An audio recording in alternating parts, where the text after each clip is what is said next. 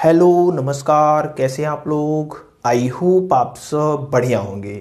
मैं हूं वैभव दुबे और यह है आपका प्यारा सा चैनल एमफी सेंटर। स्टूडेंट्स, आज की इस वीडियो में हम लोग क्लास 12th फिजिक्स के एक मोस्ट इम्पॉर्टेंट टॉपिक जो एग्जाम के दृष्टिकोण से इम्पॉर्टेंट भी है पढ़ने वाले हैं। वह टॉपिक आप लोग व्हाइट बोर्ड पर देख सकते हैं। एक बड़ा सा हेडिंग हमने लिख करके रखा हुआ है। हमने लिखा है हाइगेंस के द्वितीयक तरंगिकाओं के सिद्धांत से प्रकाश के परावर्तन की व्याख्या, explanation of reflection of light by Huygens principle of secondary wavelets. इसके पहले कल वाली वीडियो में हम लोगों ने हाइजेंस के द्वितीयक तरंगिकाओं के सिद्धांत के बारे में पढ़ा था। इस वीडियो में हम लोग उसी सिद्धांत का उपयोग करके प्रकाश के परावर्तन के नियमों को प्रूफ करने वाले हैं। सबसे पहले आपको जानना होगा प्रकाश का परावर्तन क्या होता है। देखिए, परावर्तन के दो नियम हैं। पहले वाले चैप्टर में ऑप्टिक्स के हमने पढ़ा था प्रकाश के परावर्तन के दो नियम। पहला नियम है जो आपतित किरण होता है, आपतित किरण जो होता है और अपवर्तित किरण जो होता है, ठीक है, और आपतन बिंदु पर जो अभिलंब होता है। ध्यान दीजिएगा, ये तीनों एक ही तल में होते हैं, सेम प्लेन में होते हैं। पहला नियम क्या है?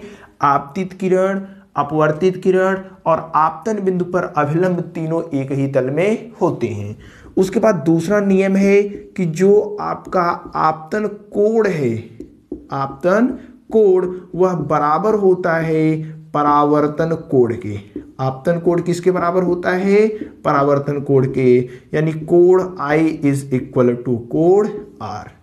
ये पॉइंट भी आप जानते हैं। ये दोनों नियम हैं प्रकाश के परावर्तन के, यानी रिफ्लेक्शन ऑफ लाइट, ठीक है, रिफ्लेक्शन ऑफ लाइट के दो नियम हैं। इन्हीं दोनों नियमों को आज की इस वीडियो में हम लोग हाइगेंस के द्वितीयक तरंगिकाओं के सिद्धांत को यूज करके प्रूफ करने वाले हैं। बात समझ में आ गई है क्या करने वाले हैं? चलिए आगे देखते हैं। देखिए, इस नियम को प्रूफ करने के लिए हमें दो नियमों की जरूरत पड़ेगी। दो नियमों की नहीं, एक ही नियम की जरूरत है। द्वितीयक तरंगिकाओं का जो सिद्धांत है उसमें हाइगेंस साहब ने दो पॉइंट बताए थे। उन्हीं दोनों पॉइंट को हमें यहां पे याद करना है। हालांकि कल वाली वीडियो में हमने सभी पॉइंटों को 1 बाय 1 करके पढ़ा था। यहां पे हमें केवल दो पॉइंट को ही जरूरत है। हम दो पॉइंट रिपीट कर लेते हैं। पहला जो पॉइंट आज की इस वीडियो में हम लोग उपयोग करने वाले हैं वह देखिए क्या है। वह है कि कोई भी तरंग चल रही है, कोई भी तरंग ऐसे चल रही है। सपोज करते हैं ये क्या है? तरंग है, ठीक है। तो जो हमें वेव फ्रंट मिलेगा, जो तरंगाग्र मिलेगा, जो हमें तरंगाग्र मिलेगा वह इस पर परपेंडिकुलर होगा। यानी जो भी वेवलेट्स हमें मिलेगा वह इस पर, यानी इन तरंगों पर क्या होगा? तरंगों पर क्या होगा? परपेंडिकुलर होगा। बात समझ रही है कि नहीं? तरंगाग्र क्या होता है, वेव फ्रंट क्या होता है, कल एकदम बढ़िया सा हम लोगों ने देखा था, ठीक है। तरंगाग्र होता है किसी माध्यम में उपस्थित वह पृष्ठ जिस पे उपस्थित सभी कण कंपन की समान कला में हो, तरंगाग्र कहलाता है। ये सब चीजें हमने कल एकदम विस्तृत में देखा था। आज केवल जानना है दोनों नियमों के बारे में जिससे हमें यूज करना है। पहला, कोई भी तरंग आ रहा है, कोई भी तरंग आ रहा है, अगर तरंगाग्र यानी वेव फ्रंट को बनाना है तो क्या होगा? परपेंडिकुलर होगा। सपोज करिए ऐसे तरंगे आ रही हैं, ऐसे तरंगे आ रही हैं, तो वेव फ्रंट ऐसा बनाइए जो परपेंडिकुलर हो, ठीक है। तो ये हमने ऐसा, ये तरंगे आ रही थी, ऐसे हमने तरंगाग्र को बना दिया। ये सब क्या है? परपेंडिकुलर है। पहला नाम समझ में आ गया। जो भी आप तरंगाग्र बनाएंगे वह रेज की परपेंडिकुलर होनी चाहिए, ठीक। चलिए दूसरे पॉइंट को समझते हैं। दूसरे पॉइंट में है हमें नया तरंगाग्र कैसे बनाया जाता है, नया तरंगाग्र बनाना, ठीक है। हाइगेंस साहब ने अपने सिद्धांत में 5वें पॉइंट में इसको बताया था, नया तरंगाग्र कैसे बनाया जाता है। चलिए देखते हैं। अगर कोई पॉइंट सोर्स है, सपोज कर लेते हैं ये क्या है? कोई पॉइंट सोर्स है। तो पॉइंट सोर्स से कल हमने देखा था जो तरंगाग्र प्राप्त होता है वह कैसा प्राप्त होता है? गोली। ऐसे पूरा गोला रहेगा, हमें केवल ऊपर की जरूरत है तो केवल ऊपर वाले को देखते हैं, ठीक है। इस पॉइंट सोर्स के कारण ये हमें क्या मिला? तरंगाग्र मिला है। ठीक है ना। अगर पॉइंट सोर्स है तो जो तरंगाग्र मिलता है वह गोली मिलता है, कल हमने देखा था। अब देखिए इस तरंगाग्र पर जितने भी बिंदु होंगे ये सभी बिंदु नए सोर्स का कार्य करेंगे, नए स्रोत का कार्य करेंगे, यानी इन बिंदुओं से अब नई तरंगे चलेंगे। हम क्या कह रहे हैं कि ये जो तरंगाग्र हमें इसके कारण मिला है, इस तरंगाग्र पर जितने भी बिंदु होंगे ये सभी बिंदु नए स्रोत का कार्य करेंगी, यानी इन सभी बिंदुओं से नई नई तरंगे चलेंगी। मान लेते हैं, और जो तरंगे चलेंगी नई वाली, इन तरंगों को कहा जाता है द्वितीयक तरंगे। इन तरंगों को कहा जाता है द्वितीयक तरंगे, सेकेंडरी वेवलेट्स। ठीक है, सेकेंडरी वेवलेट्स। अच्छे से सब चीजों को हम लोग क्लियर करेंगे। देखिए सेकेंडरी वेवलेट्स, अब ये तो यहां से जो तरंगे चलेंगी उनको क्या कहेंगे, सेकेंडरी वेवलेट्स, द्वितीयक तरंगे। इन द्वितीयक तरंगों का जो वेग होगा वह वही होगा जो इस तरंगाग्र का है। ये जो द्वितीयक तरंगे चलेंगी इसका जो वेग होगा वह वही होगा जो इस तरंगाग्र का है। तो हमने मान लिया कि इस तरंगाग्र का वेग क्या है, v है। तो t समय के बाद, कितने समय बाद, t समय के बाद यह जो वेव है, ये जो नई वेव है वह कितनी दूरी तय कर लेगी, तो दूरी बराबर होता है 4 गुणे समय, यानी v इंटू टी। टी समय के बाद ये जो नए तरंगे हैं वह कितनी दूरी तय कर लेंगी, vt दूरी को तय कर लेंगी। अब हमें खींचना है नए वाला तरंगाग्र। तो नया वाला तरंगाग्र खींचेंगे कैसे, सबसे पहले इतना हम लोग लेंगे आर्क यानी चाप, इतना हम लोग क्या लेंगे, त्रिज्या लेंगे, रेडियस लेंगे। इतना त्रिज्या लेकर के यहां से जिस भी बिंदु से हमको खींचना है, ठीक है, इस बिंदु से हम लोगों ने क्या करेंगे, एक ऐसे आर्क खींच देंगे। ठीक है, फिर इस वाले बिंदु से भी क्या करेंगे, आर्क खींच देंगे। इस वाले बिंदु जहां जहां से खींचना है ध्यान दीजिएगा, यहां से भी आर्क खींच देंगे। बात समझ रहे हैं, कितनी त्रिज्या लेंगे, vt त्रिज्या लेंगे। क्यों, क्योंकि जो नई तरंगे चल रही हैं उसका वेग भी है, t समय बाद हमें नए तरंगाग्र को, नए वेव फ्रंट को पाना है। तो कितनी दूरी उसने तय कर लिया होगा, vt दूरी तय कर लिया होगा। vt दूरी तय कर लिया है, अतः हमने यहां से एक आर्क लिया, एक रेडियस लिया, कितना vt, रेडियस लेकर के आर्क खींच दिया, दूसरा आर्क खींच दिया, तीसरा आर्क खींच दिया। अब इन तीनों आर्कों को, इन तीनों चापों को मिलाता हुआ एक कॉमन टेंजेंट यानी कि उभयनिष्ठ स्पर्श रेखा खींचेंगे, यानी एक ऐसी स्पर्श रेखा खींचेंगे जो तीनों को स्पर्श करे। ठीक है, तीनों को स्पर्श करे, तो इस उभयनिष्ठ स्पर्श को कहेंगे नया तरंगाग्र। ये जो हमें उभयनिष्ठ स्पर्श रेखा मिला है ये क्या है, नया तरंगाग्र है। ये बात समझ में आई, कैसे, जितनी दूरी उसने तय किया है उतना हम लोग रेडियस लेकर के चाप लगाएंगे, 2 पॉइंट से 3 पॉइंट से, और जो तीनों चाप मिला है उसको मिलाएंगे। ठीक है, एक ऐसा स्पर्श रेखा खींचेंगे जो तीनों को टच करे। तो ये जो तीनों को टच करने वाला स्पर्श रेखा है इसी को बोला जाएगा नया तरंगाग्र। ठीक है, ये दोनों पॉइंट अगर आपको समझ में आ गए होंगे तो ये जो नियम हमें प्रूफ करना है एकदम आसानी से आप प्रूफ कर पाएंगे, कोई भी दिक्कत आपको नहीं होगी। दोनों नियम आप लोग नोट कर लीजिए, हालांकि कल नोट कर लिया होगा। चलिए रफ करते हैं और अपने मेन टॉपिक पर आते हैं। अभी सब चीजें बेसिक थी जिनके बिना हम लोग इस नियम को प्रूफ नहीं कर पाते। अब हम आते हैं अपने नियम पर जो हमें प्रूफ करना है। सपोज कर लेते हैं, सपोज हमने किया ये कोई क्या है, परावर्तक पृष्ठ है। ठीक है, ये परावर्तक पृष्ठ है कुछ इस प्रकार से, इसका नाम हमने दे दिया x y। ये है क्या, परावर्तक पृष्ठ है। ये है क्या, परावर्तक पृष्ठ है। अब देखिए हमने माना कि जो तरंगे हैं वह कुछ इस प्रकार से आ रही हैं। जो तरंगे हैं, थोड़ा सा और इधर बनाते हैं। ठीक है, जो तरंगे हैं कुछ इस प्रकार से समांतर आ रही हैं। ठीक, ये तरंगे इस प्रकार से समांतर आ रही हैं, इनको हम लोग क्या कहेंगे, आपतित किरण। इनको हम लोग क्या कहेंगे, आपतित किरण। ये क्या है, आपतित किरण है, आपतित तरंगे हैं जो इस प्रकार से आ रही हैं। अगर हम आपसे कहें कि इन तरंगों से, जो ये तरंगे आ रही हैं, इनसे आप एक नए तरंगाग्र को खींचिए, नए वेवफ्रंट को खींचिए, तो खींच सकते हैं? हाँ, आसानी से खींच सकते हैं। कैसे?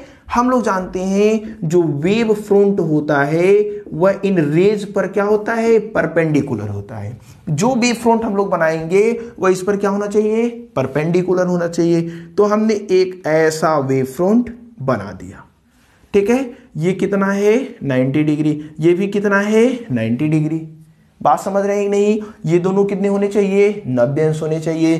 क्यों? क्योंकि ये जो किरणें होती हैं वह इस वेव फ्रंट पे क्या होती हैं? लंब होती हैं। ये आपतित किरण है, तो इसको हमने क्या कह दिया? ये जो हमें मिला है इसको हम लोगों ने कह दिया आपतित तरंगाग्र, ठीक है। आपतित तरंगाग्र, ठीक है। आपतित तरंगाग्र, ये क्या है? आपतित तरंगाग्र है, ठीक है। अब देखिए, इतनी बात आपको समझ में आ गई होगी कि ये हमने क्या खींच दिया? नए वेव फ्रंट को खींच दिया। ये जो किरणें आ रही थी, ये किरणें आई, वेव फ्रंट यहां पे बनी। अब देखिए, कुछ और चीजों को, आगे की चीजों को हमें समझना है। अब जब ये सपोज करते हैं जो नया वेव फ्रंट हमें मिला है वह है ए बी। ये जो नया वेव फ्रंट हमें, नया तरंगाग्र मिला है वह क्या है? ए बी है।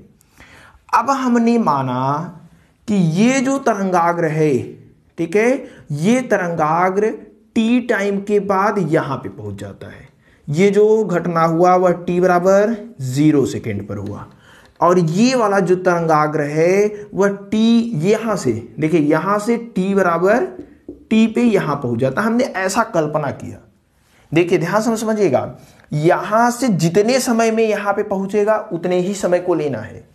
यहां पे अगर 5 सेकंड में पहुंच गया तो 5 सेकंड लेंगे, 10 सेकंड में पहुंच गया तो 10 सेकंड में लेंगे, ठीक है। हमने क्या माना?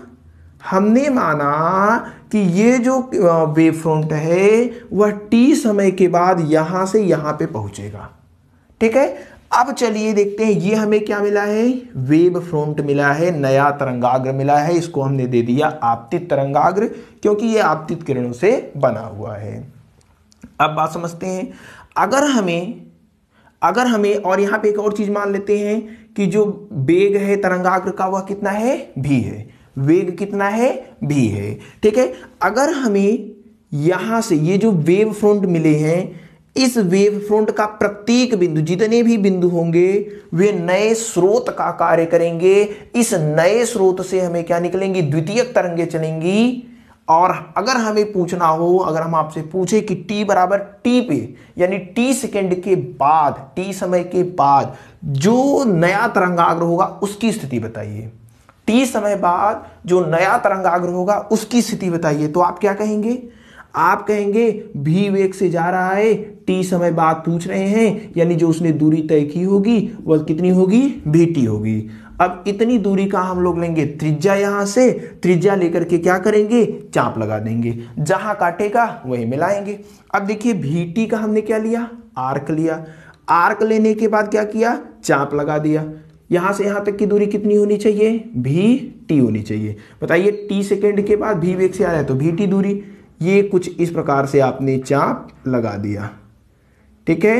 ये चाप आपने ऐसे लगा दिया, ठीक। यहां पे हमने जो चाप लगाया है वह कुछ इस प्रकार से लगा दिया है, ठीक है। अच्छे से पॉइंट को समझ लेते हैं। अब देखिए, उसी प्रकार से यहां से भी हमें नए तरंगाग्र को खींचना है, तो vt चाप लेंगे। vt चाप लेकर के हम लोग क्या करेंगे? ऐसे आर्क लगाएंगे, ऐसे ही आर्क खींचेंगे ना। vt त्रिज्या लेंगे और ऐसे आर्क खींच देंगे। चलिए, यहां पे हमने क्या किया? एक आर्क ऐसे खींच दिया। अब आप एक बात पूछ सकते हैं कि ये आर्क आपने इधर कहाँ क्यों नहीं खींचा, इधर क्यों नहीं खींचा, इधर क्यों नहीं खींचा? कहीं भी खींच सकते हैं, कोई भी दिक्कत नहीं। लेकिन ये जो किरणें हैं, अब ये परावर्तित होकर के जिधर जाएंगी उधर ही खींचना होगा ना। बताइए, ये किरणें इधर गिरी, परावर्तित होकर के इधर जाएंगी, तो जिधर जाएंगे उधर ही तो वेव फ्रंट बनेगा। हमें क्या करना है, नया वेव फ्रंट बनाना है।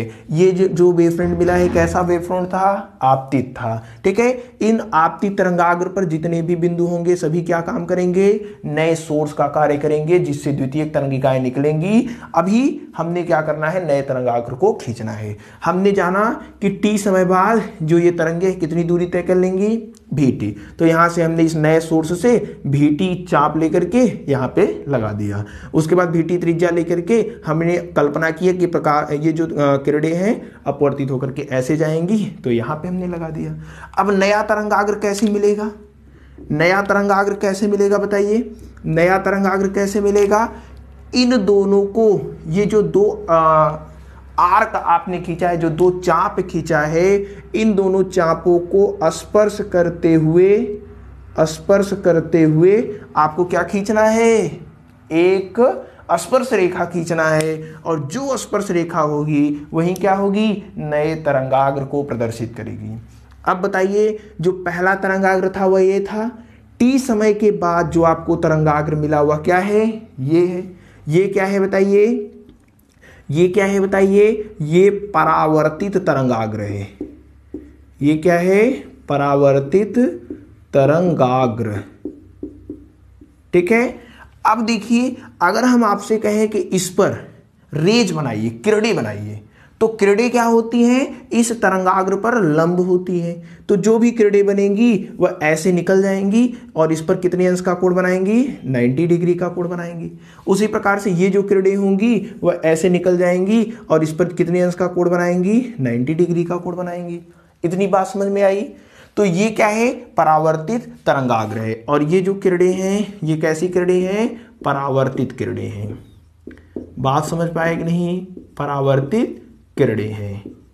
ठीक है, परावर्तित किरणें हैं। अब आगे की कहानी को हम लोग देखते हैं। ये क्या था, आपतित तरंगाग्र, ये क्या है, परावर्तित तरंगाग्र। ठीक है, इतनी चीजें समझ में आ गई। अब हमको क्या करना है, सपोज करते हैं इस पर अभिलंब खींच देते हैं। ये जो घटना घटित हुई है वह t बराबर 0 सेकेंड पर घटित हुई है। हमें क्या करना है, अभिलंब खींचना है। तो अभिलंब कैसे खींचेंगे, ऐसे ही खींचेंगे। अभिलंब ऐसे ही खींचा जाएगा इस बिंदु पर, और इस बिंदु पर अभिलंब खींचना है तो कैसे खींचेंगे, ऐसे ही खींचेंगे अभिलंब। ठीक है ना। अब देखिए, ये आपतित किरण और ये अभिलंब, आपतित किरण और अभिलंब के बीच का कोण क्या होता है, आपतित किरण I होता है। ठीक है, ये देखिए क्या है, अभिलंब, ये अभिलंब है और ये क्या है, परावर्तित किरण। तो अभिलंब और परावर्तित किरण के बीच का कोण, ये वाला कोण कितना होगा, R होगा, परावर्तन कोण। ये बात समझ में आ गया। अब हमें प्राप्त करना है ये वाला कोण। कुछ चीजें हम लोग दिखा रहे हैं। देखिए, ये वाला जो कोण हमने बनाया था कितना था, 90 डिग्री। ये वाला कोण कितना था, 90 डिग्री। इतना कोण कितना है, R। तो ये वाला कितना होगा, 90 माइनस R। अरे टोटल कितना है, 90। इतना हो गया R, तो बचेगा कितना, 90 में से R को घटाएंगे। तो ये वाला जो कोण बनेगा वह कितना बना, 90 माइनस R। समझने के लिए कितना बना, 90 माइनस R। अच्छा, ये क्या है, अभिलंब है। यहां से समझिएगा, यहां से ये वाला कोण, यहां से पृष्ठ के साथ कितने अंश का कोण बनाएगा, 90। पूरा कितना बनाएगा, 90। यानी ये 90 माइनस R है, ये क्या है, 90 माइनस R है, और ये पूरा क्या है, 90। अच्छा, समझते हैं, चलिए देखते हैं, नहीं तो समझ नहीं पाएंगे आप। यहां पे हमने क्या किया है, कुछ इस प्रकार से खींच दिया है और ये पृष्ठ है। ये वाला कोण कितना है, 90 माइनस R, और ये वाला कोण हमें निकालना है। ये पूरा कोण हमें पता है कितना है, 90 है। पूरा कोण पता है कितना है, 90 है। हमने, चलिए मान लेते हैं ये कोण A है, तो A प्लस ये वाला कोण और ये वाला कोण, दोनों कोणों को जोड़ दीजिए। ये कोण A है और ये वाला कोण कितना है, 90 माइनस R है। दोनों को जोड़ेंगे तो मान कितना आएगा, 90 आएगा। ठीक है, ये 90 से कैंसिल हो जाएगा। ये A उधर प्लस में है, उधर जाएगा, सॉरी ये माइनस में, उधर जाएगा प्लस में। तो A का मान कितना आ गया, R। यानी ये वाला कोण कितना होगा, R होगा। बात समझ पाए कि नहीं। ये वाला जो कोण होगा वह कितना होगा, R होगा। ये वाला कोण कितना होगा, R होगा। उसी प्रकार से इधर देखते हैं। देखिए, यहां पे ये क्या है, किरण है, ये क्या है, वेव फ्रंट है, तरंगाग्र है। तो किरण और तरंगाग्र के बीच का कोण कितना होता है, 90 अंश। ये वाला कोण कितने का बनेगा, 90 अंश। ये कोण क्या है, आई। तो ये वाला कितना हो जाएगा, 90 माइनस आई। फिर से वही करेंगे, ये पृष्ठ हो गया, ये अभिलंब हो गया, एक ऐसी रेखा है। ये वाला कोण कितना है, 90 माइनस आई। पूरा कितना है, 90। ये कितना है, 90 माइनस आई। तो ये कितना हो जाएगा, आई नहीं होगा। अरे दोनों को जोड़ करके 90 कर दीजिए, देखिए कितना आता है इसका मान, आई ही आएगा। ठीक है, तो ये वाला जो कोण आपको मिला, यहां से यहां तक की एंगल जो मिली वह कितनी मिली, आई मिली। इतनी बात समझ में आ गई, कोई दिक्कत नहीं होनी चाहिए। अब चलिए दो त्रिभुज हम देखते हैं। यहाँ पे ये ए बी है और ये सपोज करते हैं ये जो नया वाला परावर्तित तरंगाग्र मिला उसका नाम क्या है, सी डी है। ठीक है, ये ए बी है, ये क्या है, सी डी है। दो त्रिभुज आपको दिखाई दे रहे होंगे, दोनों त्रिभुज समकोण है। ये कितने अंश का कोण बनेगा, अरे ये 90 है तो ये भी कितना होगा, 90 होगा। त्रिभुज ए बी सी, देखिए ए बी सी ये वाला कोण, ठीक है ना। और किस त्रिभुज की बात कर रहे हैं, और त्रिभुज ये A D C, A D C, ठीक है, त्रिभुज ए डी सी में। इतनी बात समझ में आ गई, कोई दिक्कत नहीं है। अच्छा एक चीज हम आपसे पूछें, यहां से यहां तक की दूरी कितनी होगी, यहां से यहां तक की दूरी कितनी होगी, VT होगी। कैसे, क्योंकि VT त्रिज्या लेकर ही आपने ये चाप लगाया था ना। अरे यहां से यहां तक चाप लगाया था कौन सी त्रिज्या लेकर, VT त्रिज्या लेकर। यहां से यहां तक चाप लगाया था कौन सी त्रिज्या लेकर, VT त्रिज्या लेकर। यानी यहां से यहां तक की दूरी भी VT, यहां से यहां तक की दूरी भी VT है। ठीक है, सबसे पहले चले इसको रफ करते हैं। पहले हम त्रिभुज ABC में जाते हैं। त्रिभुज ABC में, त्रिभुज ABC में अगर हमें लगा दें साइन आई, साइन आई, ये कोण आई है, ये हमें त्रिभुज है। साइन आई बराबर क्या होता है, लंब। लंब मतलब इस कोण के सामने वाली भुजा, यह कोण है, इस कोण के सामने वाली भुजा ये वाली है। ठीक है, कौन सी, BC, BC के बट्टे उसके बाद क्या कह रहा है, कर्ण। कर्ण क्या है, AC, कर्ण क्या है, AC। ठीक है, अरे यही कर्ण है ना, ये 90 अंश, 90 अंश के सामने वाली भुजा AC। अब देखिए क्या कर रहा है, BC, B से C के बीच की दूरी कितना है, VT बटे कितना है, AC। इतनी बात समझ में आई। इसी प्रकार हम लोग लगाएंगे किसमें, इसी प्रकार त्रिभुज किसमें, किस त्रिभुज की बात करते हैं, ADC में, ADC में। चलिए देखते हैं ADC कहां त्रिभुज है, यहां है। ये वाला कोण हमें लेना है, यानी साइन R लगा देते हैं। साइन R, साइन R होता क्या है, लंब बटे कर्ण। इसके सामने वाली भुजा ये वाला, इसके इस कोण के सामने यही भुजा होगी लंब ना, क्या, AD बटे कर्ण। कर्ण क्या होगा, AC। अरे इसके लिए यही कर्ण होगा 90 अंश के सामने वाला, AC। ठीक है, AD का मान कितना है, यहां से यहां तक की दूरी कितनी है, जो चाप आपने लगाया था, VT बटे, ठीक है, VT बटे AC। इसको बोलते हैं समीकरण 1, इसको बोलते हैं समीकरण 2। अब हम क्या कर रहे हैं, समीकरण 1 में समीकरण 2 का भाग दे देते हैं। समीकरण 1 में समीकरण 2 का भाग दे देते हैं। तो भाग कैसे दिया जाता है, लेफ्ट हैंड साइड का भाग लेफ्ट हैंड साइड से। इसका लेफ्ट हैंड साइड था साइन आई, इस वाले का लेफ्ट हैंड साइड था साइन आर। उसके बाद भाग देंगे राइट हैंड साइड का राइट हैंड साइड के साथ। राइट हैंड साइड का भाग क्या है, VT के बटे कितना है, AC बटे इधर क्या है, VT बटे AC। तो VT बटे AC, VT बटे AC से क्या होगा, कैंसिल। क्या मिला हमें, साइन आई बटे sine r is equal to 1। ये साइन आर इधर क्या है, भाग में है, उधर जाएगा तो गुणे में, यानी sine i is equal to sine r हो जाएगा। ठीक है, साइन साइन क्या होगा, कैंसल हो जाएगा। आई इज इक्वल टू क्या हो जाएगा, आर। आई क्या है, आपतन कोण। आई क्या है, आपतन कोण। आपतन कोण यानी कोण आई इज इक्वल टू किसके हो गया, आर के। आर क्या है, परावर्तन कोण। परावर्तन कोण क्या है, आर है। ठीक है, तो आपतन कोण परावर्तन कोण के क्या हो गया, बराबर हो गया। ठीक है, तो इसमें एक नियम प्रूफ हो गया। परावर्तन में आपने दूसरा नियम पढ़ा था ना, आपतन कोण परावर्तन कोण के बराबर होता है। तो हमने सिद्ध किया ये जो आपतन कोण है वह परावर्तन कोण के क्या है, बराबर है।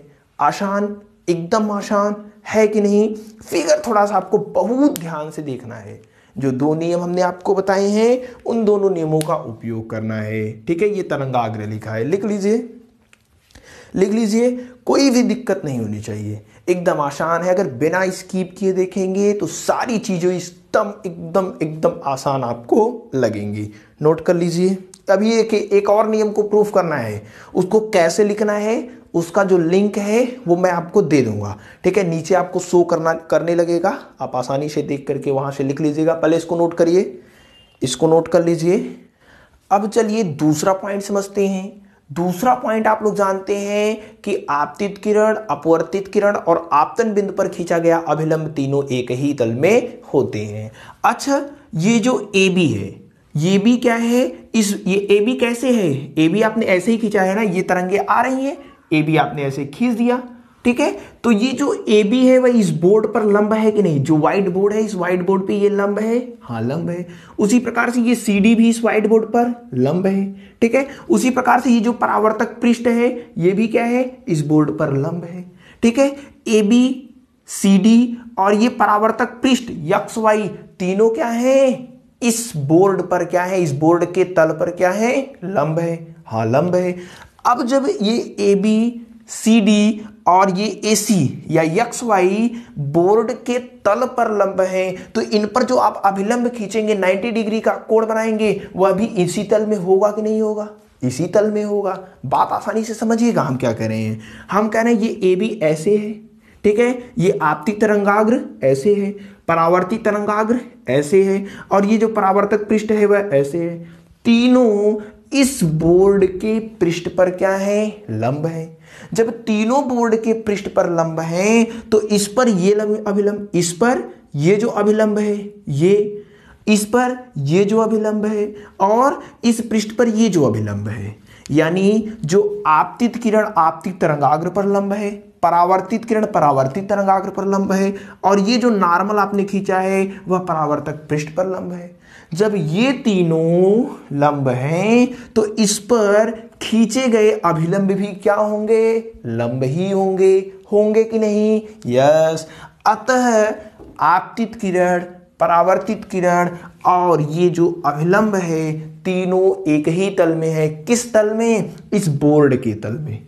बात समझ गए आसानी से, कोई दिक्कत, कैसे लिखना है वो आपको नीचे दिख रहा होगा, नोट कर लीजिएगा, कोई भी दिक्कत आपको नहीं होगी। तो ये था हाइजेंस के द्वितीयक तरंगिकाओं के सिद्धांत से प्रकाश के परावर्तन की व्याख्या। एकदम आसान सा नियम था, बस आपको थोड़ा सा समझना है, एकदम आसानी से समझना है। ये फिगर ऐसे तो समझ में आ नहीं रहा होगा, पूरा देखेंगे, बिना स्किप किए देखेंगे तो यूं चुटकियों में इसको बना पाएंगे, कोई भी दिक्कत आपको नहीं होगी। तो आई होप ये वीडियो आपके लिए हेल्पफुल होगी। अब इसके बाद नेक्स्ट वीडियो में हम लोग इसी सिद्धांत से प्रकाश के अपवर्तन के नियम की व्याख्या करेंगे, नेक्स्ट वीडियो में कल। तो आज की इस वीडियो में हम लोग बस करते हैं। अगर ये वीडियो आपके लिए हेल्पफुल रही होगी, वीडियो से कुछ सीखा होगा तो लाइक और शेयर कर दीजिएगा।